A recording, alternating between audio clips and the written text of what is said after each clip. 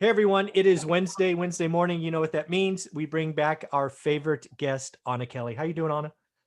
I'm doing great, Michael. So good to be with you. And I have to say, it was so nice last week to receive so many great comments appreciating what we do. So thank you all for that. And it makes it real easy for me to want to be here and make it an exciting part of my week.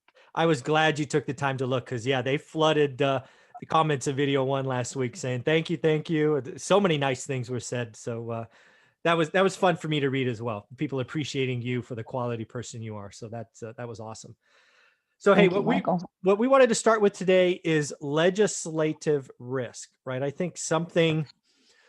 Yeah, I guess I'm willing to say it, right? In my 20 years of investing, this is the first time where that kind of jumped to the top of the list. I think we've always had it. I'm in California, so I probably have it more than other states. But this is the first time coming into a new environment, a new presidential term, a state governor who's frankly anti-landlord. And I need to say, what is happening? So I know you've done some research lately, and maybe there's a silver lining or something. So what have you found? Sure. So, Michael, we've talked a little bit about as real estate investors, we always have to look to say, what do we think is coming, right? Hmm. And so much of it has been related to what we talked about last week. It's the fear of, are we going into inflation or deflation or stagnation? But while I'm looking at that and taking it very seriously, one of the things that I've been really looking at is the thought that if the World Economic Forum and the UN are really pushing for home affordability, right? Yep. And talking about putting some rent controls in place, then surely it's going to kind of trickle down into the United States. And we're already seeing, protections through rent eviction moratoriums. And there are several states who do have rent caps and so or rent controls as well. They're named. And so I thought one of the big things we need to look out for is what if the states or the federal government start trying to push nationwide or statewide rent caps. How will that impact us as investors? Yep. Because if our taxes go up, and in most states taxes are going up, right? Real estate taxes, income taxes, then if we can't raise our rents to keep up with those increased taxes or other inflationary increases in our expenses, then our margins could become much thinner, and those that are already lean could be. So it's been something I've been really thinking about. And I finally took a little bit of time this week to look at some of the legislation that's out there. And to my surprise, Michael, the majority of the states in the United States actually have laws that ban rent controls. So it already is legislated that no rent control bill can pass, that people have the right to charge whatever rents they need as independent property owners. And so that was very pleasantly surprising to me. A couple of the states that don't have caps, don't have legislation preventing rent caps, or that already have rent controls are California, New York, Yeah. let me just look here, Oregon, and we've got DC, Maryland, New Jersey, and I think that is it for now. Those are the states that allow it. Yep. Or that have rent controls already. And so there's a few other states, a little more than a handful, that are kind of, some cities have rent controls. It's not a statewide ban, so it still could happen. But for the vast majority of investors, we're looking good that there's less of a legislative risk than I thought there might be. Yeah, this is an important avenue for us because that was definitely a concern that you could talk yourself into, right? So having done the research, and again, 5 states, call it 6 states that have it, maybe a couple more consider it, but the lion's share of the US is like, nah, state level, right? On the state, probably the state constitution. And the market will bear what the market will bear. So that is Exactly. a good feeling. And I think legislation risk is important because again, I've never considered it my top priority, but over the years I've done lots of reading, and I remember when legislation risk wrecked the market in the 80s. I wasn't investing, but I must have read dozens of books on it. And we still have that, whether it's legislation or like the 80s tax changes. Yes. It could impact us. So I know the current administration is talking about different tax changes. So if we control the revenue line, awesome. But we still have, that 1031 exchange. Yes. I think that prevents, I think any kind of structural change, like if you got rid of the 1031 exchange, I really think you slow the market, right? Don't you think? I do that, as well as getting rid of the low long-term capital gains rates. If it's a double whammy and they get rid of the 1031 exchange and raise long-term capital gain rates to be more equivalent with short-term, then you could definitely see some slowing and some prices fall, because you're not going to have as many investors in the game. So, we need to keep a look for what's happening at the federal level as well as the states. I did look, Michael, and I haven't had a chance to read through it because there were so many, but a friend of mine, an investor, he's real involved in the National Association of Realtors, and they basically put out a link to all the pending legislation related to real estate for every state.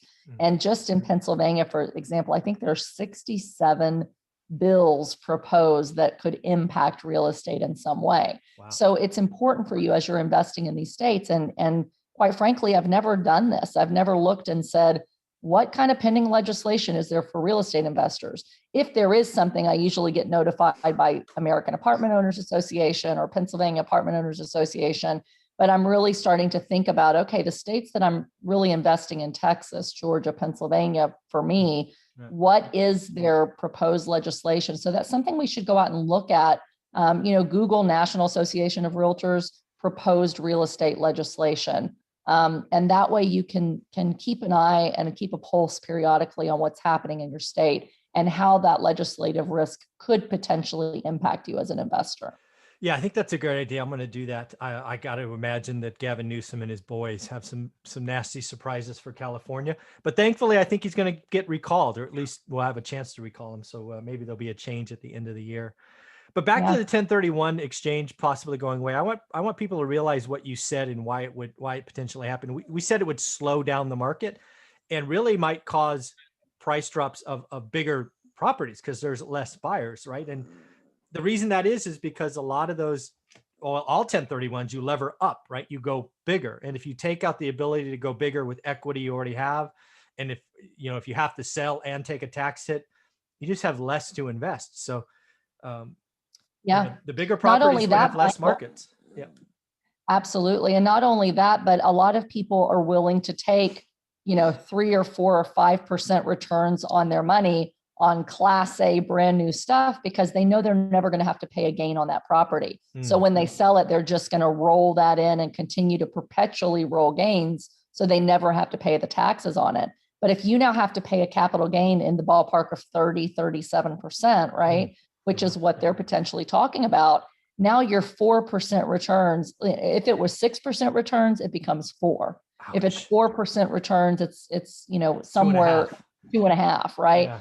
So why take the risk of the headaches involved and the risks involved in real estate for 2.5% if there's other things that I could put my money in instead? Yeah. And so people are going to start thinking about that, right? And so it's not just the big guy that has to think about it. It's us as investors. If I'm going to now give away 1/3 of everything I make, I'm going to have much bigger margins on my cash flow, as well as on my back end. I'm going to have to buy it cheaper in order to profit, knowing that I'm going to lose 1/3 of everything I make to the federal government. Well, I mean, just looking at today, I've told everybody in my daily financial news, the one metric I'm watching, if I only could watch one, it would be the 10-year treasury. This morning it hit 1.42, highest since February, pre-crisis. I mean, if you're going to make 2.5 in real estate and take the risk, I mean, 1.42, close enough for me. It's getting pretty crazy out there. So, I think the good news is I took from this conversation is maybe legislation risk again at the state level. Again, do your research. Maybe not as severe as we thought with capping the revenue line. I still think we have plenty of, I guess I'll call it tax tax treatment risk that we're going to have to see. The good news there is I don't think any of that is on the agenda for 2021. I think there are other priorities, right? The infrastructure bill being next, but I fully expect probably 2022 to be the year that real estate gets its focus, if you know what I mean.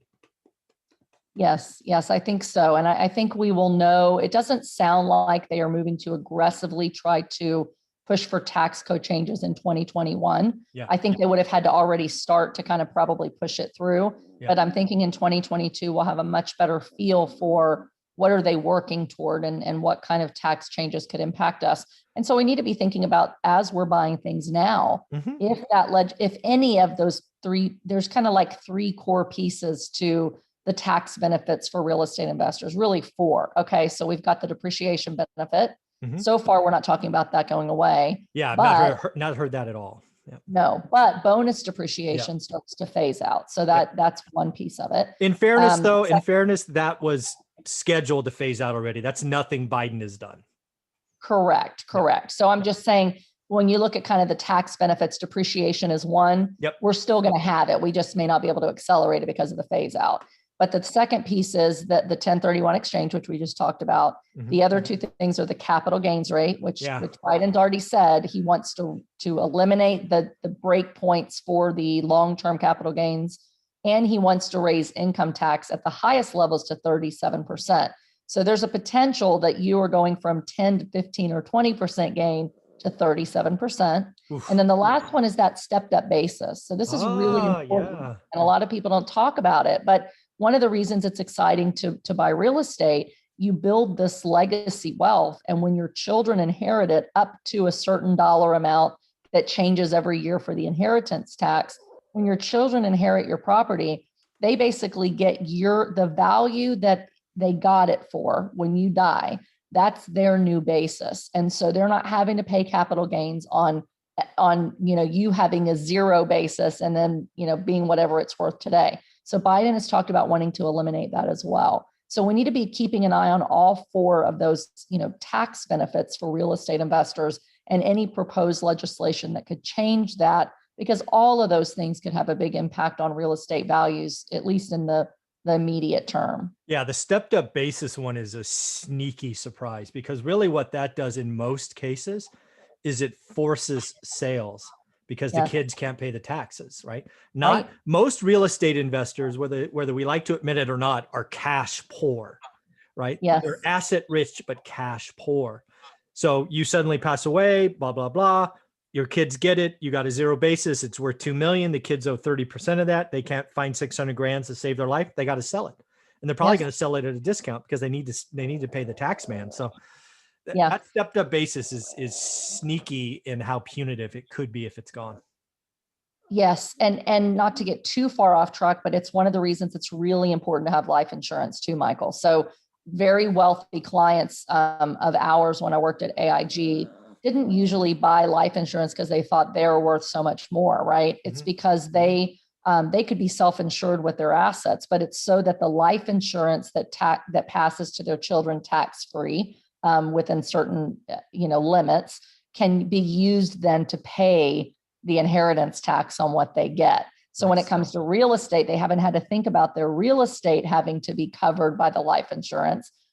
It was just their other assets that needed to pay inheritance tax. Now we would have to think about having more life insurance so that our heirs could pay off the inheritance tax as well as the capital gain on the transfer of any real estate that's transferred. So think about real estate, think about life insurance if you're a real estate investor, just for that reason alone, to hedge any future potential changes.